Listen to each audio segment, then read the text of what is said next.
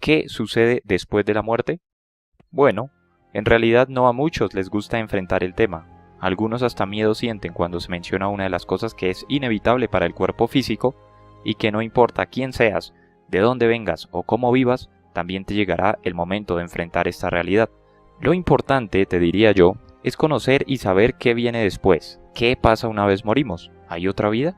¿O quizá no hay nada más? ¿Se acabó? ¿Fin de la historia? Bien, pues presta atención a la siguiente información.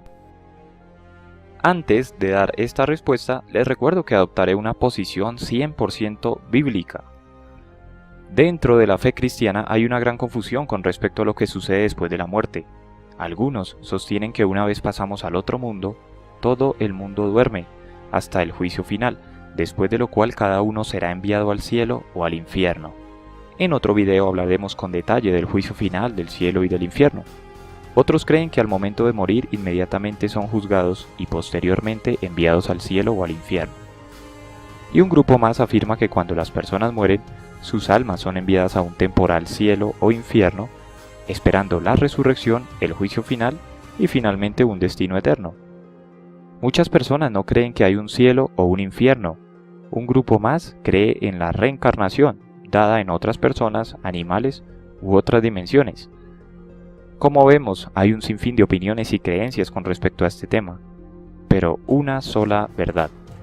Entonces, ¿qué dice la Biblia exactamente sobre lo que sucede después de la muerte? En primer lugar, para el que cree en Jesucristo, la Biblia enseña que después de la muerte las almas de los creyentes son salvadas y obtienen vida eterna, porque sus pecados son perdonados por haber recibido a Cristo como Salvador. Rápidamente leamos estos textos. Juan 3:16. Porque tanto amó Dios al mundo que dio a su Hijo unigénito, para que todo el que cree en Él no se pierda, sino que tenga vida eterna. Juan 3:18. El que cree en Él no es condenado, pero el que no cree ya está condenado por no haber creído en el nombre del unigénito de Dios. Juan 3:36. El que cree en el Hijo tiene vida eterna, pero el que rechaza al Hijo no sabrá lo que es esa vida, sino que permanecerá bajo el castigo de Dios. El Señor Jesucristo es el Hijo de Dios, y para los creyentes la muerte es estar lejos del cuerpo y en su casa con el Señor, como dice 2 Corintios 5, versos 6 al 8. Por eso mantenemos siempre la confianza, aunque sabemos que mientras vivamos en este cuerpo, estaremos alejados del Señor. Vivimos por fe, no por vista. Así que nos mantenemos confiados y preferiríamos ausentarnos de este cuerpo y vivir junto al Señor. Filipenses capítulo 1 verso 23 cita lo siguiente: me siento presionado por dos posibilidades, deseo partir y estar con Cristo, que es muchísimo mejor. Vemos que aquí ya comenzamos a vislumbrar la revelación poderosa de lo que se viene después de la muerte estando con Cristo. Comenzamos a entender que hay salvación, vida eterna, y además la posibilidad de vivir con el Señor en el cielo, que es donde está el Señor. Sin embargo, pasajes como 1 Corintios 15, versos 50 al 54, y 1 Tesalonicenses 4, 13 al 17, describen a los creyentes con cuerpos resucitados y glorificados. Entonces yo me pregunto, si los creyentes van a estar con Cristo inmediatamente después de la muerte, ¿cuál es el propósito de esta resurrección de la que habla Pablo en Corintios y en Tesalonicenses? Al parecer, mientras las almas de los creyentes van a estar con Cristo inmediatamente después de la muerte, el cuerpo físico permanece en el sepulcro durmiendo. Por lo tanto, en la resurrección de los creyentes, el cuerpo físico es resucitado, glorificado y reunido con el alma y el espíritu. Esta resurrección y glorificación del cuerpo unido al alma y el espíritu será la posesión de los creyentes para toda la eternidad en los cielos nuevos y la tierra nueva, que es mencionada en Apocalipsis capítulos 21 y 22. Amigos, para que quede claro el punto sobre la resurrección física y glorificación del cuerpo, los invito a leer 1 Corintios 15, versos 50 al 54 y 1 Tesalonicenses 4, del 13 al 17. En segundo lugar, para aquellos que no reciben a Jesucristo como su Salvador, muerte significa castigo eterno. Sin embargo, similar al destino de los creyentes, Los incrédulos o no creyentes, al parecer, son enviados inmediatamente a un lugar de detención temporal, a la espera de la resurrección final, el juicio y el destino eterno. En el Evangelio de Lucas, capítulo 16, versos 22 al 23, se describe a un hombre rico que es atormentado inmediatamente después de la muerte. Miremos el texto. Resulta que murió el mendigo y los ángeles se lo llevaron para que estuviera al lado de Abraham. También murió el rico y lo sepultaron. En el infierno, en medio de sus tormentos, el rico levantó los ojos y vio de lejos a Abraham y a Lázaro junto a él. En Apocalipsis 20, versos 11 al 15, la Biblia describe que todos los incrédulos muertos serán resucitados, juzgados en el gran trono blanco y luego serán echados en el lago de fuego. Apocalipsis 20, 11, 15 dice: Luego vi un gran trono blanco y a alguien que estaba sentado en él.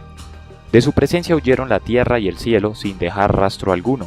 Vi también a los muertos, grandes y pequeños, de pie delante del trono. Se abrieron unos libros y luego otro, que es el libro de la vida. Los muertos fueron juzgados según lo que habían hecho, conforme a lo que estaba escrito en los libros. El mar devolvió sus muertos, la muerte y el infierno devolvieron los suyos, y cada uno fue juzgado según lo que había hecho. La muerte y el infierno fueron arrojados al lago de fuego. Este lago de fuego es la muerte segunda.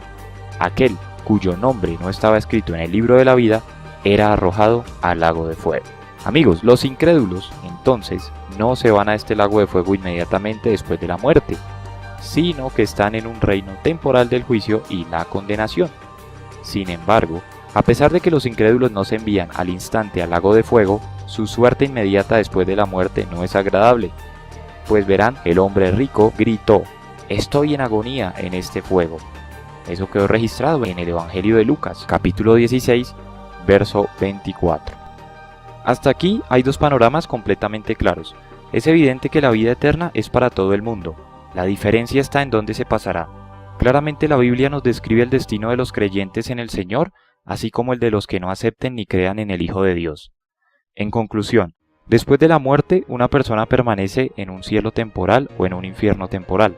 Después de este reino temporal, en la resurrección final, el destino eterno de una persona no cambiará. La ubicación precisa es la que cambiará.